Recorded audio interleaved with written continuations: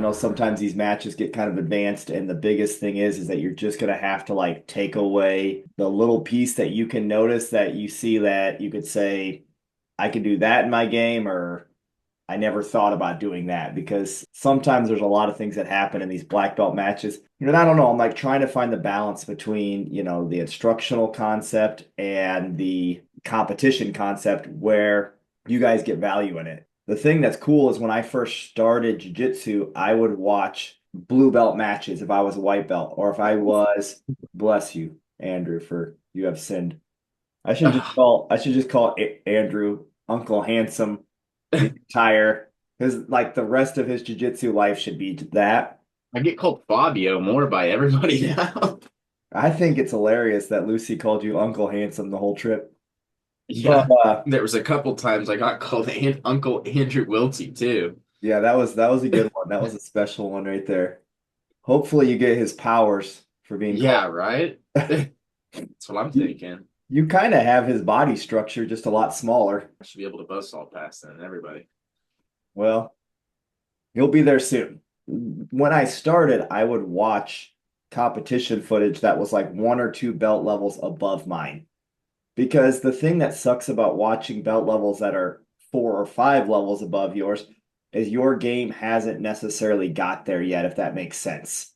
Like there's a stage, and that's why I was kind of talking about in the competition where at the pans, if you get moved up, like if you were a white belt and you just automatically got thrown in the black belt divisions, you're gonna lose every match. But if you had the money to compete like 100 times a year, and even if you lost 100 times at black belt, I guarantee you're going to learn a lot about Yeah. what people do and put things together, right? If you could do that. Now, as far as watching footage and improving, if you're watching footage of black belts, not that you can't learn something from them, but it's gonna seem like you're reading something way more advanced than just reading at the level that you're currently at or a little bit above, if that makes sense. So when you guys watch this footage, don't get like discouraged and think that I'm not sure what I'm watching. Try to like slow your brain down and just look for one piece that will help improve your game. Welcome to BJJ Boost. This is episode 7. We are going to be going over a no-gi competition match today. I appreciate everybody that is on the Zoom call each week that puts in the work and they show the work to everybody else that's watching. And then I appreciate everybody that watches the replays. I think that this is something in the future that will definitely help my game, and I've seen the benefits from it, and I've heard the benefits from the people that are participating. But also, if you guys are watching the replays, I would love to hear the comments about what you maybe took away from the replay or how BJJ Boost is helping you. We're going to get started today. Let's do a maybe a quick recap of some of the stuff that you got. I know we've missed like 2 weeks, and I know that we've had a crazy. How much training have you even done in the last week, Andrew? The last week was kind of weird because Tuesday, Tyler got me and Elijah up to Terre Haute. Oh yeah, I remember Wednesday, that. Wednesday I came to Effingham, but then I was like, I don't know, I was like dysfunctional. Like my arm hurt so bad, I like it was terrible. So that day was like it was good, but not great. And then I didn't train Thursday because I hadn't even seen my girlfriend yet. So Get um them mad. and but Tyler texted me then on Friday and was like, because she lives in Vincennes, and he was like, "Hey, we got invited to the gym in Vincennes for an open mat. Do you want to come?" I was like, "Sure." So I'll try it out, and that was pretty cool. That's where I got that. I was talking yesterday in the leadership call about the whiteboards and their what they like plan out, and they like write it out in depth for like everybody to see, which I think is kind of cool. When But when you when they write it out, are they writing out just like what they're going over? Or are they writing out like each individual student's process? each so they're writing out what they're going over, but like they write it out in like a monthly goal, and then they had like a weekly goal, and then they had like what was going to be on for that class. And for me, I think it's almost cool to look at. It was an open mat, so we didn't like it wasn't a class, right? So we didn't go over any of that, but it was cool to look at, and I looked at it and I'm like, if I was a day one white belt, that would definitely help. Doing something right, and I'd be like, wait, what am I doing? I forgot what I'm doing. What is this even called? It helps to establish names, like Greg talks about the linguistics of things, and I think that being able to say the name and making that connection and remembering definitely be helpful. I like the concept of what they had. Yeah, I like that. I mean, that's what I think we're working on as an association to be more professional and allow the white belts. That's the hardest thing, like figuring out how to allow the white belts to feel comfortable, to learn, to, not get so discouraged because I mean, it Yeah. literally, jiu-jitsu is super overwhelming and it's not something that somebody as a grown man, right? Like it's funny because there's a balance because as a grown man, like let's say in your 20s, 30s, or 40s, one, the concept of you walking in and saying, I'm gonna sign up for martial arts, in your mind thinking like taekwondo or karate, right? Where you're like gonna go break boards.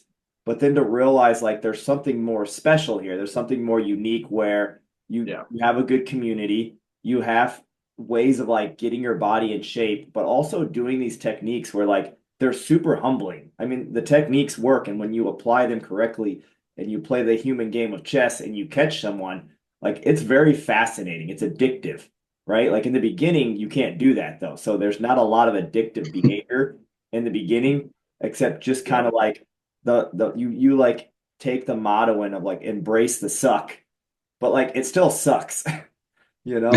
Yeah, it takes a while to get that addictive, like Yeah, like you you have to you don't. have to get some like newer guys in so you can so you can know what you're doing against somebody. But It Don't does. let him Like lie it's to you. It still sucks. what? It still sucks most of the time. Being little, walking into a different place. It does suck I'm being a tiny, little guy. man. I You know and me what it's both, like. brother. I used to be I 125 when I started. That's really small. I was Jacob's size. Yeah, that's pretty rough.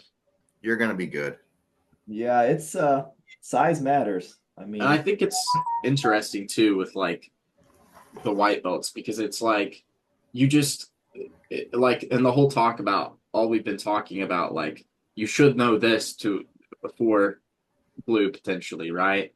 But yeah. it's like it's such a weird like range of people because there is people in that range that know a lot more than they should or that know a lot more than somebody that's been training the same time. Like, we were just Yeah, talking about Andrew and we've I talked bought about this a pans lot. This is why it's so hard to make a standard curriculum. belt setting, because it's like if you're invested, if you love jujitsu and you've got the free time and this is like a hobby for you, like you can spend a lot of time watching a lot of content and learning a lot of knowledge. But if like this is just a hobby that you're like, look, I think it's cool. I enjoy the workout. I enjoy going and hanging out with these people. I'm going to give them 1 or 2 days a week of my time. But besides that, I'm going to spend the rest of the time working and going with my family. Those two people could start the same day, but they'll be drastically different in what Yeah. they know. This is a cool call, and I like that we're talking about this because how long have you been training, Ashley? So I believe I just completed my second month. I think I started February, March. Yeah. How often do you train? Like how many days a week right now are you training? Right now, twice a week. I Okay. usually do the afternoon gi. Then usually I'm able to get in there with Elijah and Alex Miller on Wednesday mornings. Is that your brother, Andrew? I'm just kidding. Andrew Miller, Alex Miller. But Ah, okay. Yeah. so, and you have no background training, you no wrestling or Well, 20 years ago, I did 4 years of the Aiki Jiu-Jitsu, but that's the extent of it. and what would that pertain to? Like what? That was the very deliberate traditional type katas where everything was prearranged.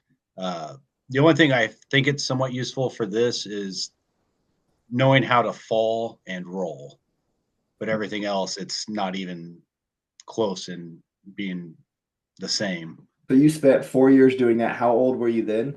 Probably 23 or so. I'm 43 now. Oh wow. Okay. What do you feel like? What made you decide at 43 years old to get into jiu-jitsu? You really? Okay. So really Joe Rogan talks about it a lot during It's his funny how many podcast. people get into jiu-jitsu because of Joe Rogan. It's Well, it's not just crazy.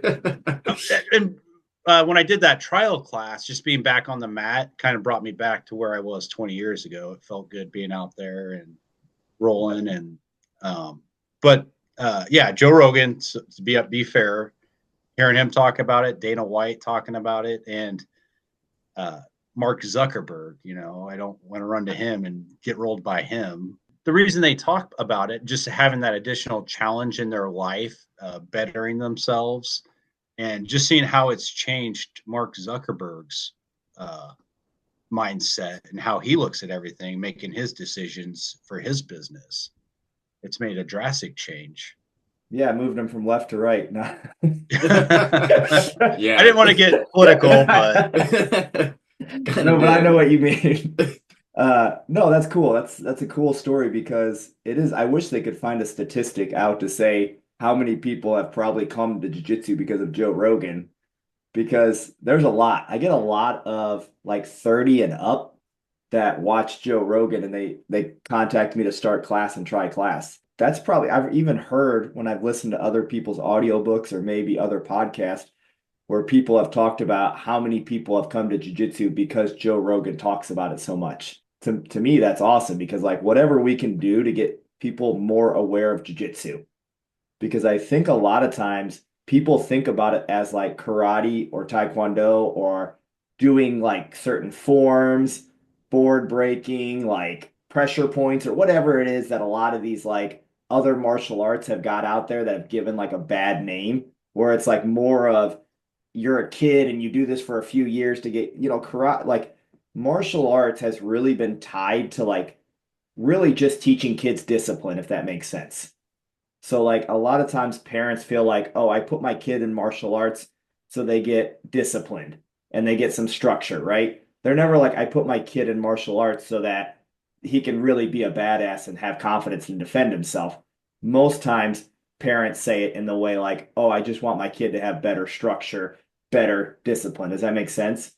But like how to get a 20-year-old and up adult to see that jujitsu is so much more than that. To me, it's like the greatest in-person video game that exists. It's like fascinating to me to see what two humans will come up with these like different puzzle pieces and mix them together. And at the end of it, like there's going to be a winner, whether you like it or not, typically. I don't know. It's fascinating. It's frustrating, it's challenging, and it's like always evolving. It never stays the same. What was I talking about in class yesterday? Oh, how so many times when we're defending things. So, right, I was going over back escapes yesterday, and I think it was actually with you that gave me this idea, Ashley. But we get so tunnel vision on defending or moving in one-dimensional ways in jiu-jitsu.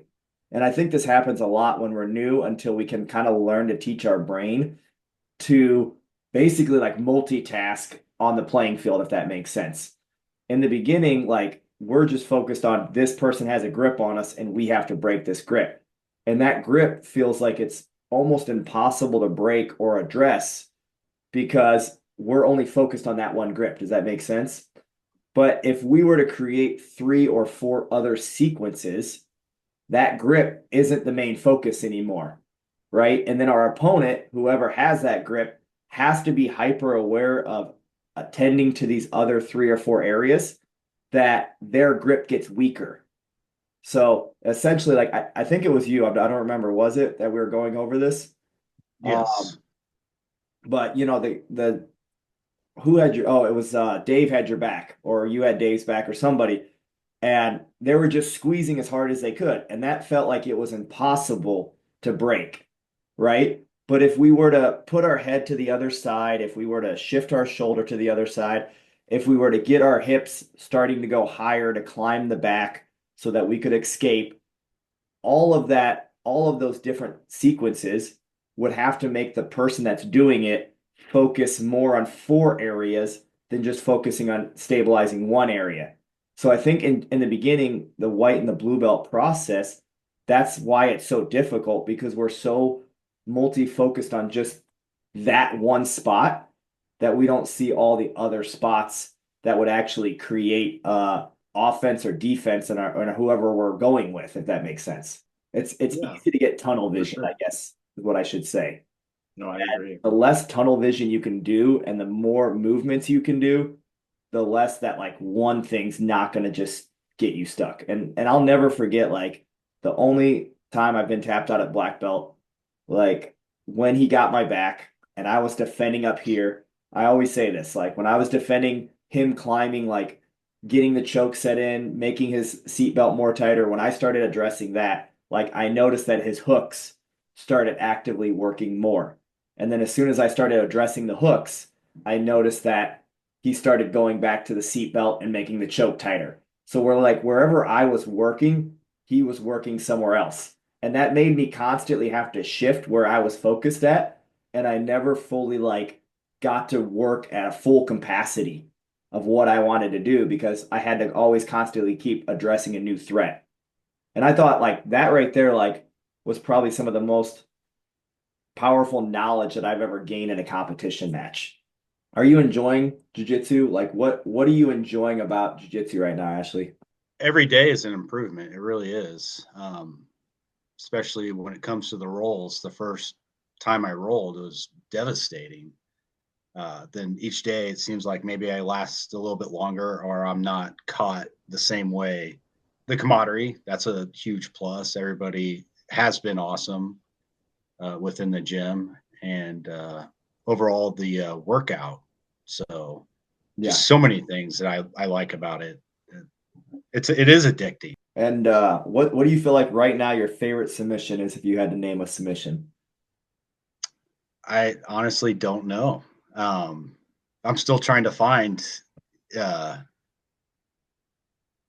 my knack, I guess, or we learning the small details about the arm bars or the cross collar choke that we touched on yesterday has been huge. So I just got to figure out how to put that into my strategy ultimately.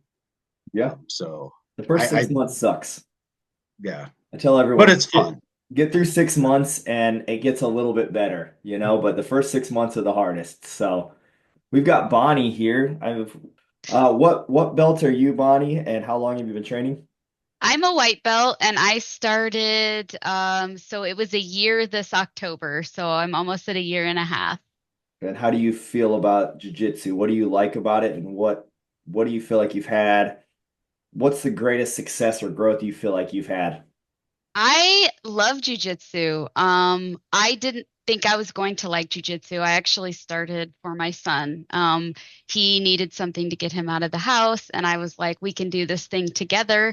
And he does not do jujitsu now, and I'm kind of addicted. For me, uh, what I like is so I play video games a lot. I was just admiring your rig back there, by the way. Computers are my life. And I like that jujitsu is kind of like a video game and that it's a problem to solve. It's like this one-on-one thing and everything that the other person does, I have to think about, which I just now kind of put that together. It took me a year and a half, so I'm kind of dumb. But when I think of it like that, it actually makes it a little easier for me. Something that is interesting to me is I generally don't like people in my personal space. And obviously, jujitsu is kind of the opposite of that or the antithesis of that. And so it has been interesting for me to allow people into that space and let them actually hurt me. So that's been really new and interesting. And I'm getting used to it and I kind of like it. So That's hilarious because that's kind of I see out of a lot of girls that train yeah, sport. Like it's funny because I always tell people when they talk about the sport, I'm like, I hope that my daughter trains jiu-jitsu one day because I really think that for self-defense, jiu-jitsu is probably the best. Like most guys aren't going to walk up to a girl and punch them in the face and fight them right. one-on-one. Like it's going to be typically in a grappling format. So I hope that my daughter like learns enough to defend herself. Beyond that, like jiu-jitsu requires in-depth thinking that if you overthink it, it's a nightmare. And it requires so much personal space, comfortability, that those are two things that every female that I've ever met struggles with. If a majority of females that I know want to overthink everything, and you can't do that too much in jiu-jitsu or you'll go nuts. Like in jiu-jitsu, like this is like when my wife did jiu-jitsu for a little while, you know, she wanted to ask a million questions and wanted to know why everything worked the way that it worked. And like we would be here for 14 years if I had to if I had to answer every one of those questions because jiu-jitsu really is, I mean, you want to think, but a lot of times too, it's just like it's learning patterns as you go. Like you have to decide what kind of patterns you're learning, and then you just have to constantly keep fixing those patterns. There's not, I mean, there is like a right and a wrong to what you're doing. All of us in this channel can literally do the same thing a little bit differently in a position and all have success or all have failure, right? Like we can all try to pass the closed guard the same way. And eventually, when we figure out how we like to do certain patterns or styles, I guarantee that all of our patterns will have a little bit different way that we grip, a little bit different way that we put our head, a little bit different way that we move our bodies, and we'll all have success with those ways. Jiu-jitsu is really crucial to not like if you overthink it, you might go nuts. It's just kind of like enjoying the journey. And then you have to be very comfortable with people in your space. You know, I don't know how many times I've had people just sweat all over me. And I've seen so many girls just literally freak out as soon as a bunch of sweat gets on them. And if they can get through it, it's awesome. I do think jiu-jitsu has incredible benefits. It's hard. It's hard getting through that. Well, I appreciate you being here. And Awesome. Thank you.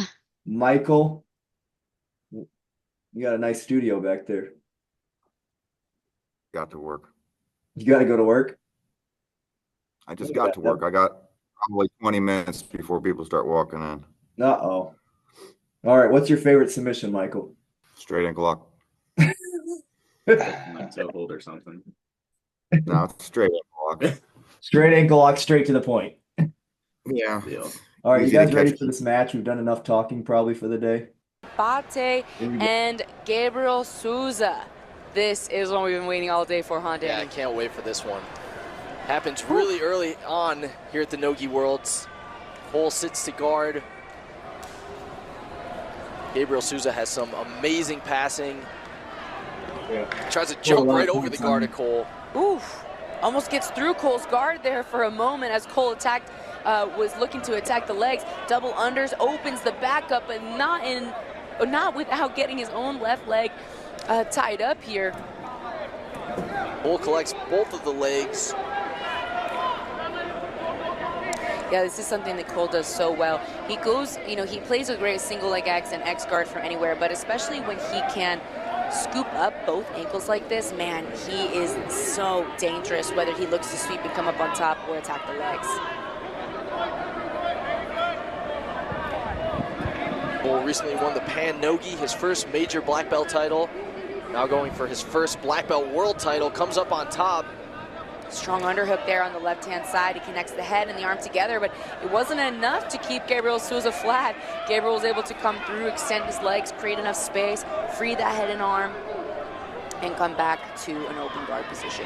Cole did score 2 points for that sweep. So 1 minute and 15 seconds into this match, Cole Abate leads by 2 points.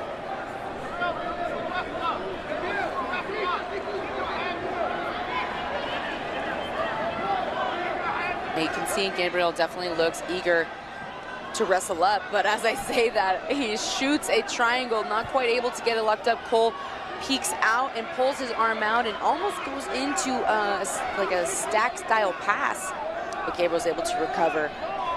Brings his feet back to the hip, really great for distance management, and closes the guard. Wow. A lot of transitions in this match so far. Oh yeah, don't blink. Don't blink. You're gonna wanna watch this all the way through.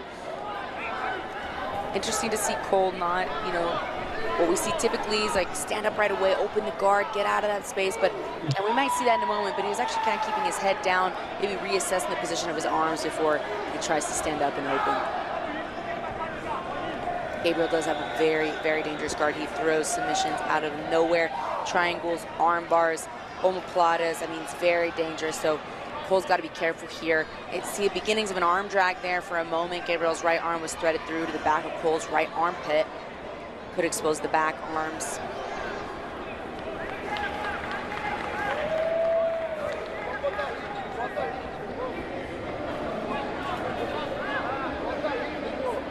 Cole Abate up by 2 points and 1 advantage over Gabriel Souza.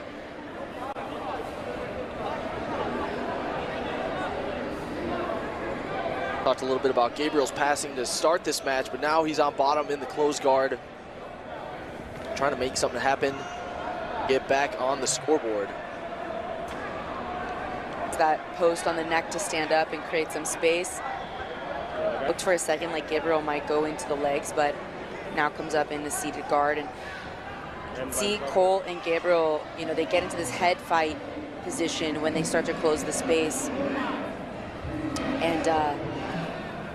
And what that means is if you use your head to control your opponent's head, you freeze up your hands to do other work, right? So we see like Cole kind of use his forehead to keep Gabriel from coming up and attacking as he goes down to pass. But Gabriel looking very aggressive and active here from the bottom.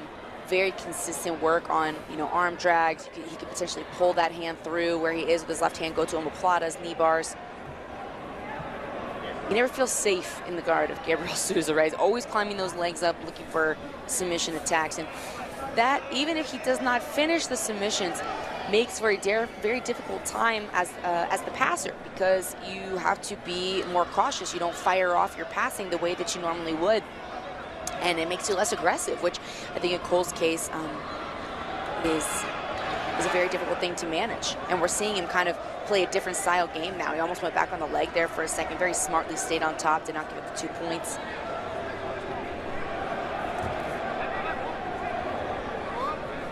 Cole had a match with Gianni Grippo early in the Pan No-Gi 2024. Was able to pull guard, sweep, and then stayed on top for the remainder of the match. Just kind of avoided some of Gianni's sweep attacks. It's kind of reminding me of this match so far. Obviously, we're not even halfway through, so things could change, but Cole's strategy seems to be pretty similar against Gabriel.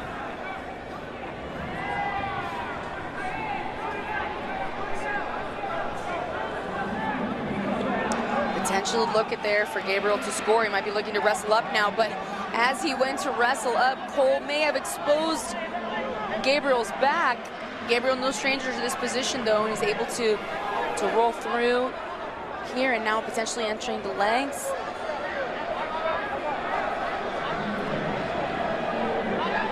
I think Gabriel's trying to come up and take top position so he can score that 2 points, but does score an advantage instead. With a little less than 5 minutes on the board. Oh, excuse me, he did not score an advantage. Cole scored an advantage for the look at the back. I think Gabriel thought that he scored an advantage for a near pass, right? But a near sweep, but he did not. So it was 2 advantages for Cole. Ooh. Cole sitting back, trying to entangle the right leg of Gabriel Souza. Yeah, there's been a couple times where Gabriel has looked to score off that position, hasn't been able to stay on top, but this time he does. He takes top position, and now potentially, for a second, he opened up his back. Position for yes. Gabriel Souza, trying to stack Cole Abate.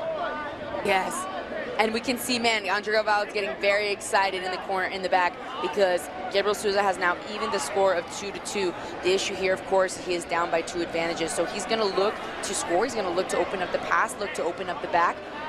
He did open up a little bit of back exposure there for a second, but it was really smartly countered by Cole Abate, so we'll see now with 4 minutes remaining what he's able to put on the board.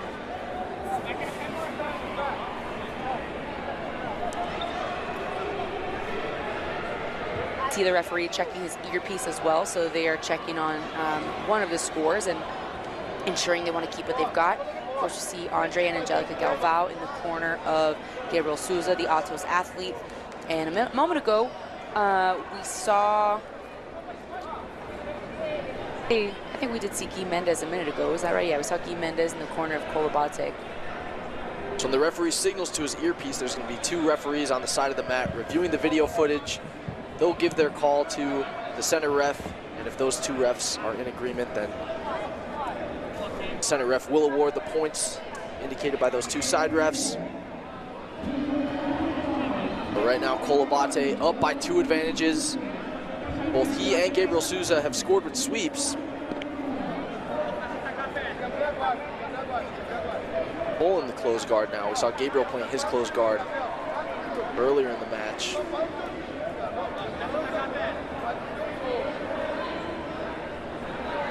Still plenty of time, 3 minutes, 40 seconds remaining. This is a quarterfinal in the black belt featherweight division. Very interesting to see. Gabriel Souza has both of Cole Abate's legs inside his legs, but he actually flees the position to reset.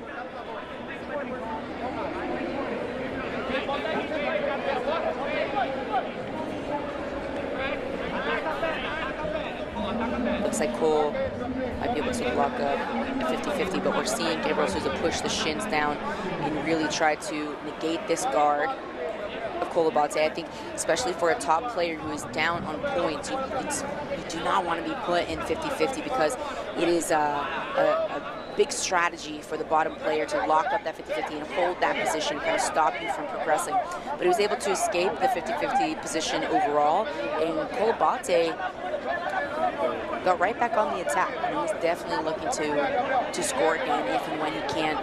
And we see the same toe hold. We were mentioning this earlier in Jennifer Aquino's match, that when we have the toe holds without control of the upper part of the leg, right, so you're not locked around the top of the thigh, very difficult to finish this because Cole can rotate his knee and his hip of his right leg at any time to relieve the pressure, or he can roll through, kind of invert his head down, roll over his shoulders if he needs to. But it's not too much of a threat at this point to cause him to move too much. Great defense there from Gabriel Souza coming up, kicking his leg out, not getting swept. He's going to come back to the top position with about 2 minutes on the board, trailing by 2 advantages.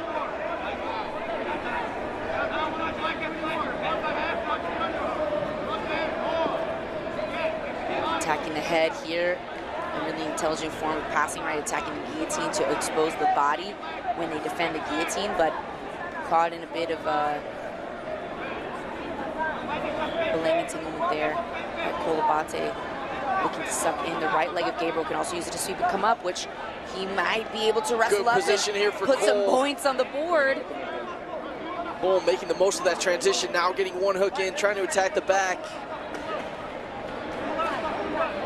Of course, he's going to be careful not to fall off here, but he actually is able to climb his legs up and around. He has hooks in for just a moment. Saw Gabriel Souza pull Cole's hook out of the middle, move it to the side of his body so he couldn't score. Yeah, now he's doing it with on the other side. Pulled him around. He might be able to shake him off. Wow, what a tactic from Gabriel Souza. Really pulling his effective leg. defense.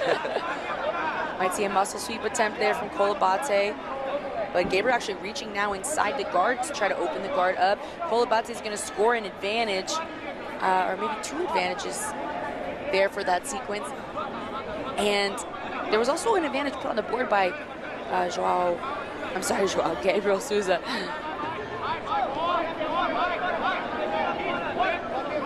45 seconds left. You can see Gabriel's such insistence to expose the back and look for some points.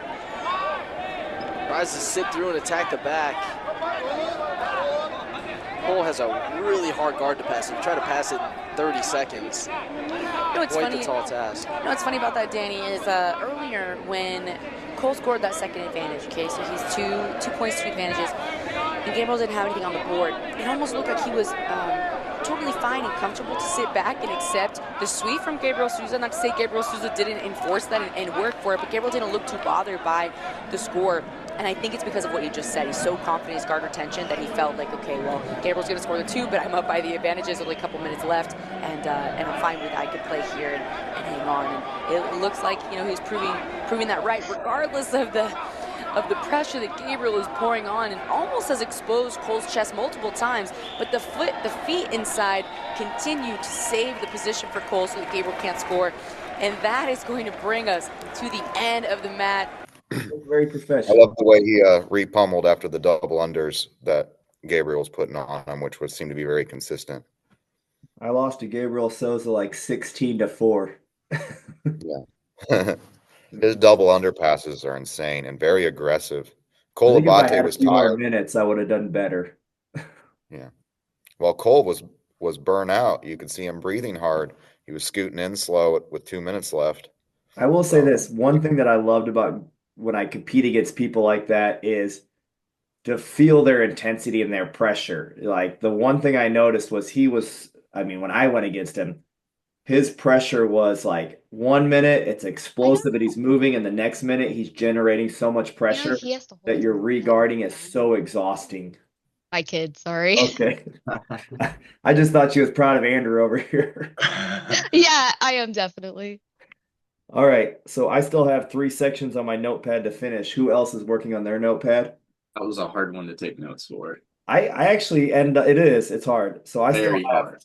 2 more sections. I got to do my like what I need to start doing. So if you're new to this, what we look for is what we could either start doing in our jiu-jitsu, what we need to stop doing, or what we need to sustain doing. When you're watching this, like if you notice something like I need to start doing this grip, or I need to start doing this frame, or I notice that they never let their knees come away from their armpits when they're guard passing, I needed to stop allowing my legs to reach so much, which opens me up for a guard pass. Or I notice that they do this and I kind of do this. I need to sustain doing it, look for ways to kind of like tighten things up. So that's where I'm at. I need to do my start, stop, and sustain part. You could do one of those or all of those. It doesn't matter.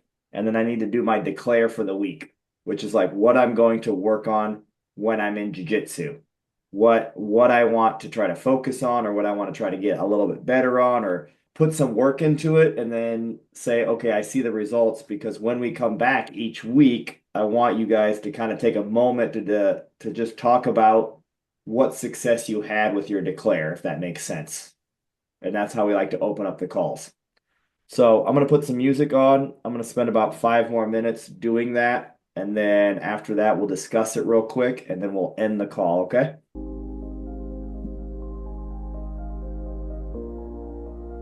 Who wants to take it away with what they took away from that video, a short summary, and what they think that they could do to apply to their game and make it better?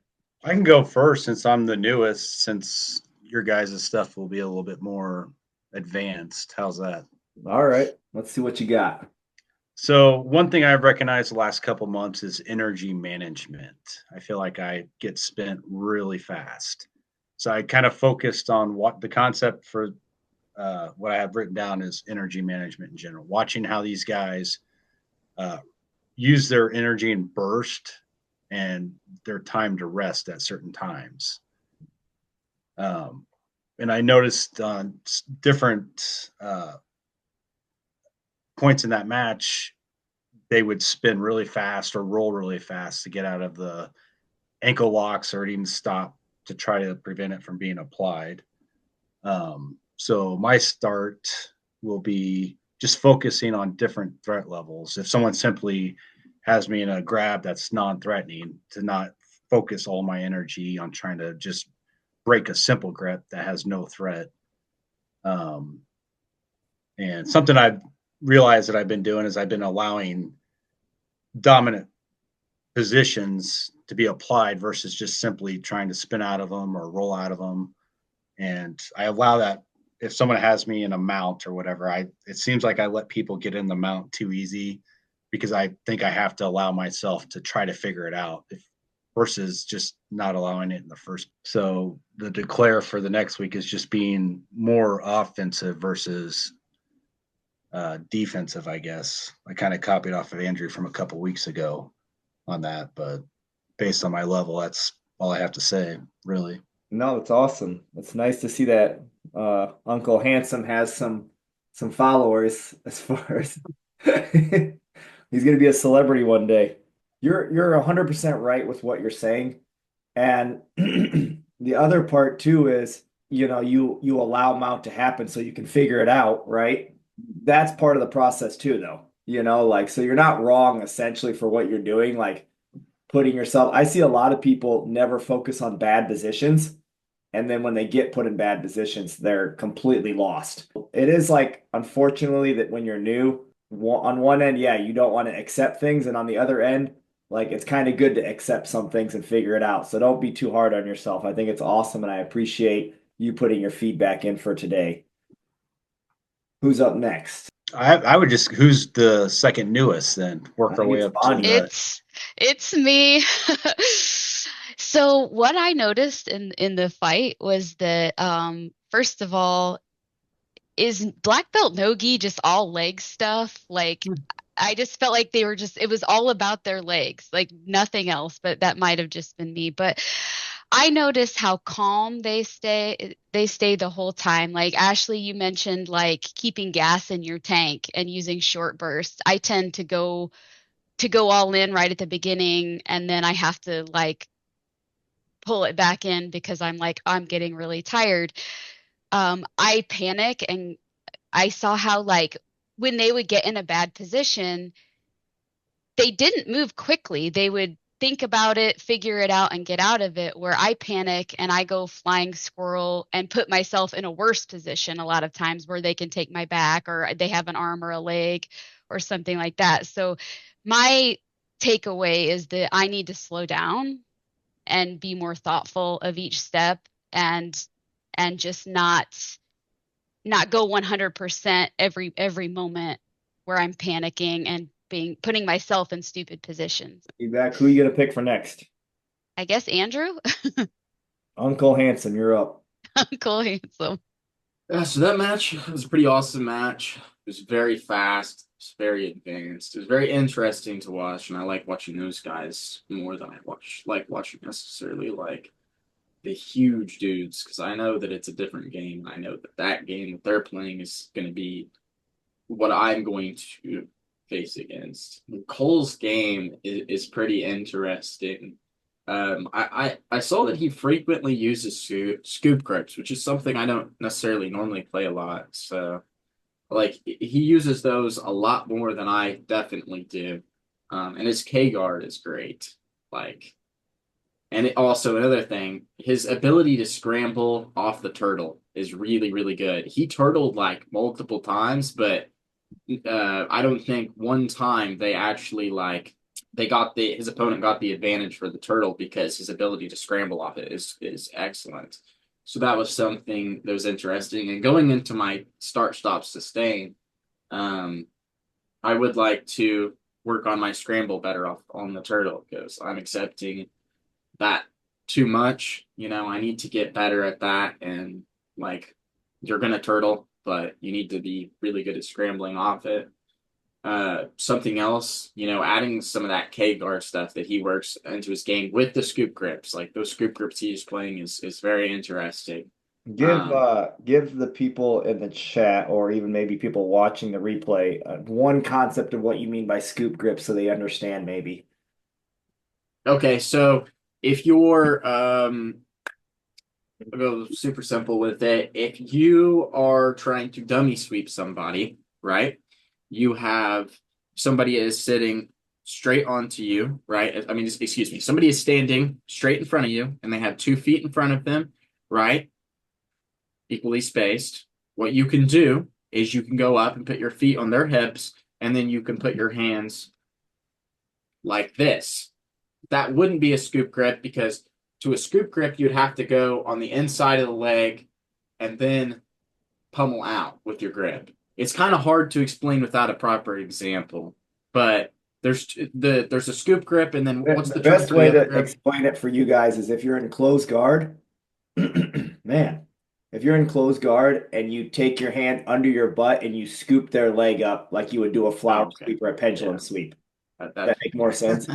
I'll go back and Yeah. rewatch the video. Yeah, if you have closed guard, right? If I got closed guard wrapped around, I'm gonna go under them. I'm gonna scoop their leg up so that I have their leg scooped up instead of holding over the top of their leg, essentially, is what he's saying. What's the term for the over the head grip? I can't remember right now.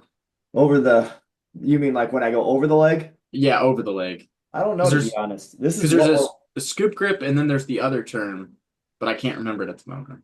Yeah, that's one thing I'm working on this year is trying to be more efficient with calling the names of things because for years I've just done the patterns and done the things and I know what I'm doing in that sense, but I don't fully know the names of everything. That's kind of what I like about BJJ Boost or even Greg building a curriculum for the association and we going over this because I feel like it's going to make me a more improved coach and leader that I can explain details better and I want to do better at that. But I didn't mean to steal your stage. Continue on, Andrew.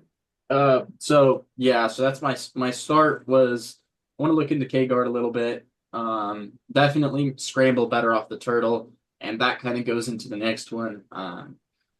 Inverting to retain guard or position. Basically, and I put that in my stain with guard retention and efficient frames, right? Like one of my things I definitely want to work on is guard retention. My guard retention's already pretty dang good, but I want to learn how to invert in some of those specific positions that it's going to benefit me, because that's something I really don't do at all. And then scramble better when I lose the guard and I go to turtle. I want to be able to scramble in those positions. So those are two things I want to do. I mean, I did once, like I inverted in a situation in Terre Haute, and like the reason I know I need to work on it more is because after I inverted, I did good. Like I actually I was successful with it, but it freaked me out, and I was like I was almost like unfamiliar with my positioning, right? Like my brain like couldn't map out exactly where I was in the positioning. And because of that, that tells me I need to be doing that more often and understanding where I'm at. So I'll give you one tip on that. When you're inverting, try to set a weight limit on who you invert with. Yeah. So I'm already trying. that's one thing that I regret is like I just inverted on everyone, and that was the way that I did it. And then when I blew my back out, like you got to make sure that when you're inverting, you don't get stuck in a place where you're going to carry somebody that's got 50 or 100 pounds on you, pressuring down on you. Yeah. But yeah, that was pretty much my stop was accepting the turtle, and the sustain was guard retention and efficient frames. So, and then am I saying our declare yet, or are we doing that yet? Yep. Okay. My declare was, I want to move on from straight ankle locks. I finished my BJJ Fanatics on straight ankle locks, and I'm moving on from that. And with what I just said, work on more advanced guard retention, including inverting, and then also guard retention and bring my passing to the next level. I've already been slowly leading up to pans was getting my passing better, but I want to do even more and get my passing like even better. And specifically, I'm trying to get better at aggressive passing. Awesome. Well, appreciate all three of your guys' feedbacks. Have a good day. No, I'm just kidding. All right. I took three things away from here, maybe four. The one I really liked how Cole Abate posted on Gabriel Souza's neck when he stood up in the closed guard. I think sometimes we don't necessarily like when I'm standing up and close. I do a lot of the knee through the middle passes. If anyone's ever rolled with me, I don't like to do a lot of stand up passing because I have little baby chicken legs and they start to wobble. So I do want to work on being more comfortable in the stand up passing because it really does force the guard opening a lot. I just hate being so vulnerable when I stand up. So like it was nice. I notice a lot when I do stand up, people can follow me. So posting off the chin or posting off the neck allows them not to basically sit up and then fold my posture back down through the sit up of that, if that makes sense. Windshield wiper passing, I noticed Cole basically windshield wipered 3 or 4 times through that with when the guard's open, right? And you kind of have a half guard, but it's not locked in. I see a lot of students get stuck with that leg that's entangled between their leg. And there should be just a constant, like quick windshield wipering that leg out. So you're not allowing someone to just have their leg kind of like connecting and holding you there if there's no actual half guard established. The one that I really like took away the best was the way that Gabriel defended the back, which I'm sure that you guys kind of noticed. Instead of fighting the hook off, right? There's a lot of times when someone's taking my back that when they put a hook in, I'm trying to fight that hook off. And you're fighting that person's leg basically at like the strongest pivot point of their entire body, right? So like if somebody throws their hook in and you're trying to remove it, you're essentially like fighting in to their strongest part of their knee and their leg, trying to pull that hook out so that they don't have the hook, right? But I've never thought about if I just feed it across to the other side, there's no hook and it begins to create a rotation where they're going to fall off of you. The only negative is there's a high chance that you're going to go into their guard by doing so. If I'm feeding their foot across, I'm essentially feeding myself into a closed guard or some type of guard, which is a negative in my head because I don't like to be in anybody's guard. But at the same time, it's still 100 times better than having somebody have your back. So I really like that idea of, because we're working on escaping back control this week in class, I think that this will tie in good to look at another way that if you can't defend the back the way I want, to feed the hook across and not let them just get the hooks down in your hips, if that makes sense. So I really liked how he defended the back there. And then I just like how he did the basic closed guard sweep, Kolabate. When Gabriel stood up, he kept his closed guard, and then he did the shovel grip hook right on the leg when he stood up, and then he Gable gripped him, and then he used his hips to drop him down. I liked those were my kind of like three major takeaways. I'm gonna focus on trying to add that back defense in there for this week, and just constantly keep working on getting students more comfortable with escaping the back for the week is my goal. I know we kind of went a little bit longer today than normal, but well, I guess not. It's only 11:08. Hopefully you guys felt like you took something away from this call. We didn't have Eric today. I do like having Eric on the call. I'll have to send him a message, and maybe he was just busy today, or because we took the last 2 weeks off, he kind of forgot. The thing that makes it so cool about these calls is like seeing everybody's point of view. I really enjoyed your story today, Ashley. Andrew, your feedback's always cool. Bonnie, I think you did great today.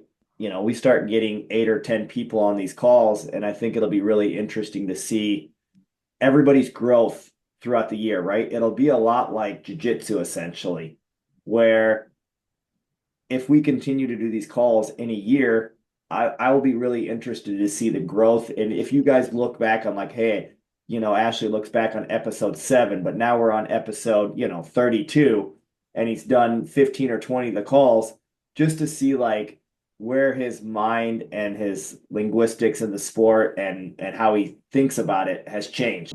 Think about next week if you're going to be on the call, that I want you to just put a little bit of time into like writing down what you had results with, whatever you declared this week, right? I want you to think about just taking a moment and writing down, okay, you know what? When I come on the call Tuesday and Chad asks how our week went for our declares, this is kind of the results I had. I know that not everybody can put the same amount of time into the mats, but like be just a little bit aware of what you're trying to improve in your game, and then work on it in the best way that you can work on it. And then let's come back next week and just see what results we have. I kind of want just a summary of each week when you guys join these calls of what you took away from the previous week. Does that make sense? Everybody have a great week.